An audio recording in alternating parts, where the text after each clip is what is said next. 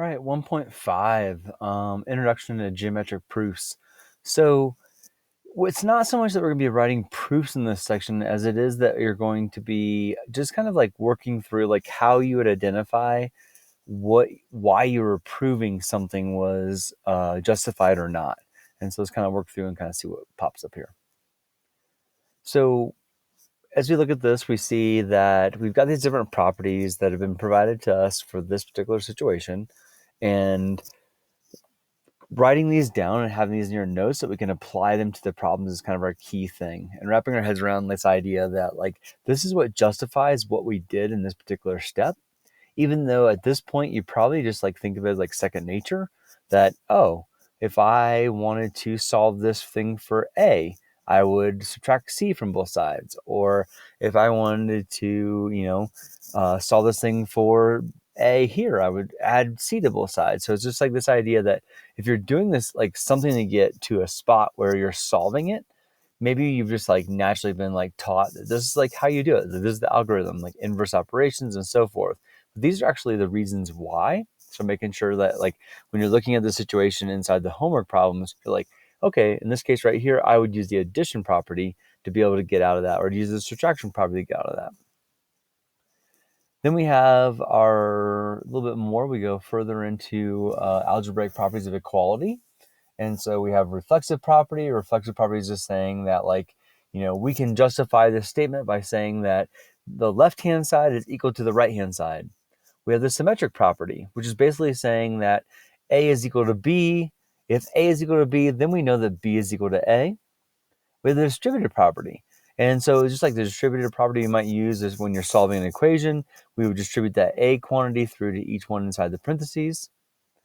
Substitution, and that's the idea that we replace B with A or A with B or vice versa. And then transitive property, that if A is equal to B and B is equal to C, then we can go ahead and assume that A is equal to C. So it's the application of these things that are what we're looking at. It's like when we start writing the proofs, we want to be able to say, hey, this is what's happening on this step. This is the property I'm using to get out of this situation.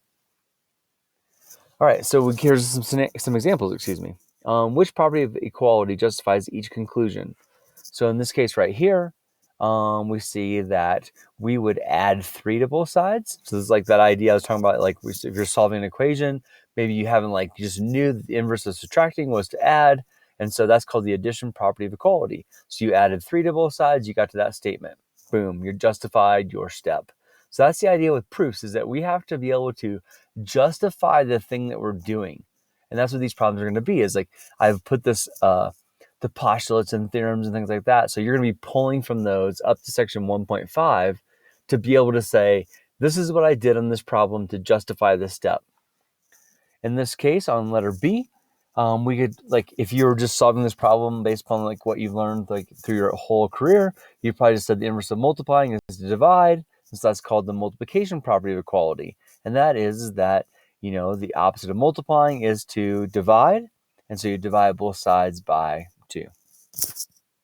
So you could multiply by 1/2, or you could divide by 2. And I apologize, the 1/2 is not showing up right there. So you could use the multiplication property of equality, multiplying both sides by 1/2, or we could do what you've probably been taught is the inverse of multiplying is to divide.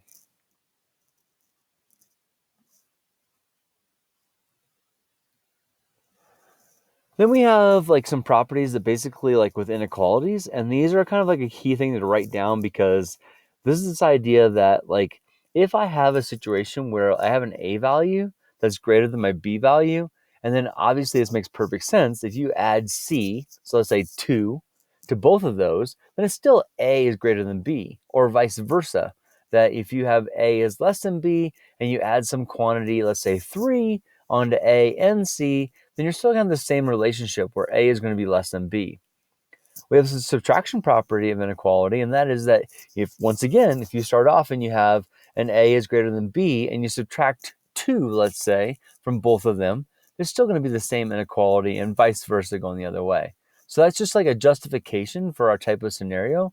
And obviously, as we get further along with like writing proofs, what will happen is that we'll have scenarios where we'll be required to justify what we're doing to be able to get to a certain spot. So we have some sample proofs. So here we go. So we start off when we say, okay, I'm given the fact that MN is greater than PQ. We can see it from our situation here. Not always will we have drawings that are like drawn to scale, but in this case here we can clearly see that MN is greater than PQ. And what we're charged to prove, sorry about that, what we're charged to prove,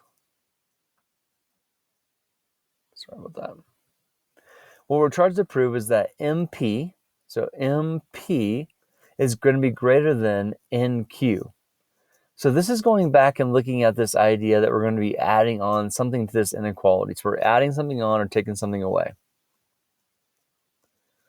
So the biggest thing about this is to go ahead and draw out what you're looking at. So like if they don't have an image for you, draw out what you have in front of you to try to like help you see what's happening. What may be confusing here is that the given involves MN and PQ, whereas the proof involves MN and NQ. However, this is easily remedied through the addition of NP to each side of the inequality. And so we see this is how we would approach it. So we would say, okay, so we started off and we said, okay, this is what we're given. And to be able to justify this, we would say, okay, well, let's take MN, let's add NP onto it, because that's like where we're really going. We're going to MP. So then we add MP onto our PQ. So that's just going right after that, and that's going to be our addition property of inequality. So we haven't changed anything. We've just used this property to say that if I added the NP and the NP to both of those, we still have a true inequality.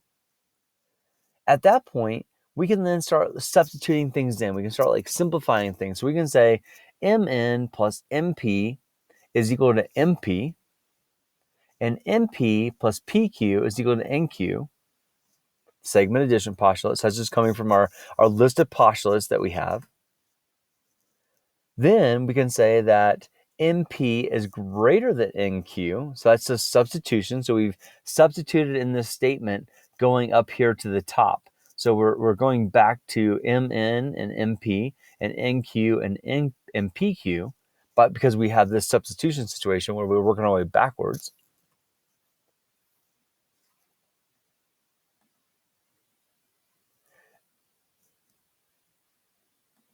And sorry about that. I thought there was more to the slide, but that wraps us up. That like justifies that we've got to the spot that we've then said what we wanted to prove, and that is that NP is greater than NQ. So there's an example of a proof. You're not actually going to work proofs in this particular section. So let's take a look at that real quickly. So for this particular section, you have, let's go to the homework. Oops, sorry, that's it right there. So in 1.5, you've got scenarios where, you're just justifying a simple statement. You've got situations where state the property or definition used to justify the conclusion. So it's like you're kind of coming in like saying, this is why.